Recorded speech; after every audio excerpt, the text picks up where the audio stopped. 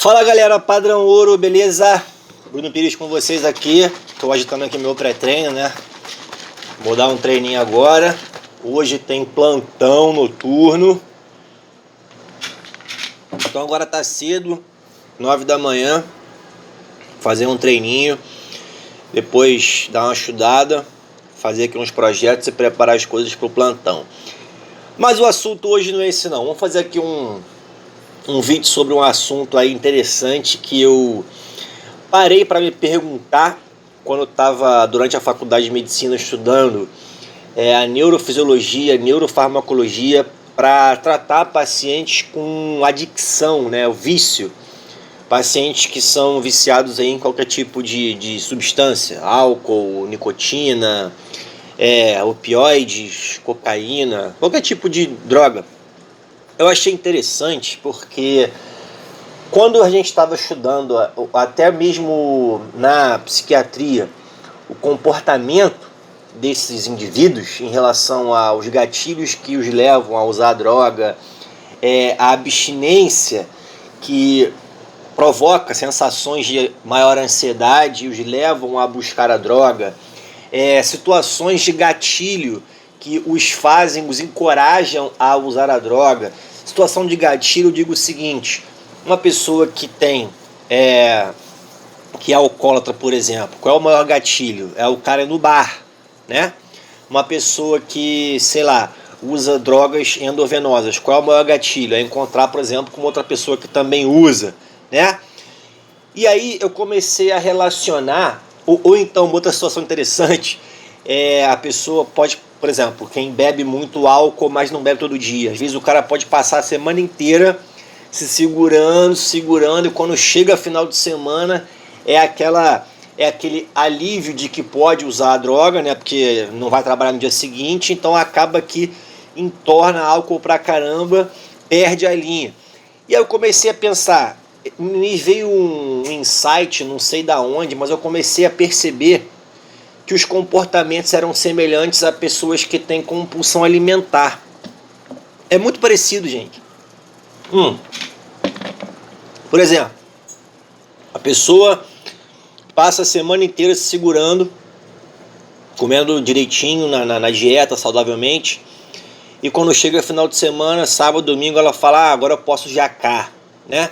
Aí chega lá, manda ver na pizza, destrói o dia inteiro lá, sorvete, aí come tudo. Eu falei, caramba, isso tem relação. Ou então, uma situação de gatilho, né? Ver, por exemplo, um comercial de alguma coisa que ela gosta, ver uma foto de alguma coisa que ela gosta, ou até mesmo por chegar sexta-feira já é um gatilho, ela vai ter que comer muito para poder satisfazer aquela compulsão. E quando a pessoa, por exemplo, não está comendo os alimentos que ela gosta mais, fazendo uma dieta, por exemplo, ela se sente muito ansiosa, se sente estressada. Eu comecei a perceber, cara, será então que essas vias neuronais que têm relação com a recompensa de uma situação que te dá prazer, juntamente com a falta da situação, provocando abstinência, aumentando a ansiedade, será que isso tem a ver com a compulsão alimentar? Será que isso tem a ver com o ganho de peso? Essa patologia de compulsão alimentar, ganho de peso, levando à obesidade, e a falta de estar comendo pode provocar também ansiedade? Será que a própria ansiedade em si, o estado ansioso, faz com que as pessoas descontem o alívio da ansiedade no alimento e isso possa proporcionar ganho de peso e até mesmo obesidade? E por incrível que pareça, existem vários dados que sim. Então o que eu expliquei aqui foi o que me levou a pensar nessa situação. E aí eu comecei a buscar em vários artigos e vi que tem, cara. A primeira coisa que me chamou a atenção é que as vias neuronais que sofrem distúrbio durante uma situação de um paciente viciado em qualquer tipo de droga são as mesmas vias que sofrem distúrbio de um paciente que tem compulsão alimentar. Olha que coisa interessante. Então, as vias da recompensa, da abstinência que estão alterados em qualquer viciado em droga são as mesmas vias de um paciente que tem compulsão alimentar ou então que a ansiedade o leva a buscar comida para baixar essa ansiedade e ter a sensação de bem-estar e prazer. Então essa é a primeira coisa que me chama muita atenção, isso é muito interessante. Tá, resumidamente, que vias neuronais são essas? Isso é muito bem estabelecido já. Existem algumas áreas do nosso cérebro, né? Destaco aqui a chamada área tegumentar ventral, o núcleo accumbens ou núcleo acumbente, a amígdala do sistema límbico, não é a amígdala, que na verdade isso aqui não é amígdala, né? São tonsilas, mas não é essa aqui não, tá? É lá do cérebro. E também é o hipocampo, o córtex pré-frontal, tudo isso são as áreas que estão envolvidas no centro da recompensa, que dá o prazer para as pessoas, na situação de lembrar, né, o gatilho, lembrar de uma situação que faz a pessoa buscar aquela sensação de prazer, seja pela comida, seja pela droga, e em outras regiões também que provocam a inibição dessa vontade. Você não pode usar essa droga agora porque você está trabalhando. Então aqui, resumidamente falando, a principal substância que tem relação com toda essa patologia é a dopamina. Então são vias dopaminérgicas, né? Um neurotransmissor dopamina. Primeira coisa interessante é que essa área tegumentar ventral, ela envia neurônios que liberam dopamina numa região chamada núcleo accumbente ou núcleo accumbens. E quando isso acontece a liberação de dopamina nessa região, a pessoa tem a sensação de prazer. Então, se eu fizer qualquer coisa que me dá prazer, qualquer coisa, gente, qualquer coisa mesmo, jogar um videogame, tá? Eu vou ter a liberação de dopamina no núcleo accumbens. Quando a dopamina se esgota, a sensação do prazer se esgota também. E aí a pessoa naturalmente tende a buscar de novo aquela situação para dar prazer de novo. É assim qualquer coisa, sexo, beijo, comida, droga, qualquer situação. Beleza. Existe também uma outra região, né, que é a amígdala e é o hipocampo, que tem relação com as memórias do prazer que a pessoa teve. Então, se eu um dia comi um prato que me trouxe uma boa sensação, eu vou lembrar daquela situação. E aí, se eu passar por alguma situação que me remeta a essa memória, eu vou ter esse estímulo de querer buscar novamente aquela sensação para poder ter o prazer, que vai ser resultado de quê? Da liberação de dopamina no núcleo accumbens. Então, essa questão da memória e da situação que traz o prazer, isso tem a ver com a amígdala e o hipocampo, beleza. E a região do córtex pré-frontal, aí já é através de outro neurotransmissor, né? Você tem o GABA, você tem também o glutamato, é como se fosse a região controladora desses impulsos. Então, por exemplo, a pessoa, cara, quer tomar uma garrafa de uísque de dia.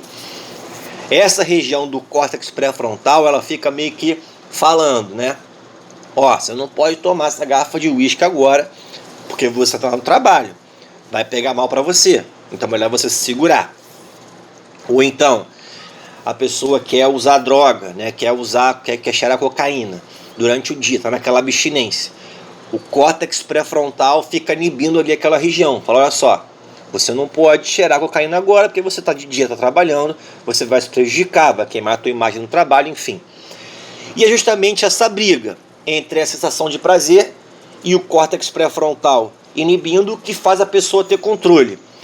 Quando essas áreas estão em equilíbrio, a pessoa não gera o vício. Ela não gera o vício e não tem nenhum fator que atrapalha a vida dela. É por isso que nem todo mundo que bebe é alcoólatra, nem todo mundo que fuma maconha vai ficar viciado, nem todo mundo que fuma um cigarro uma vez vai ficar fumante a vida inteira.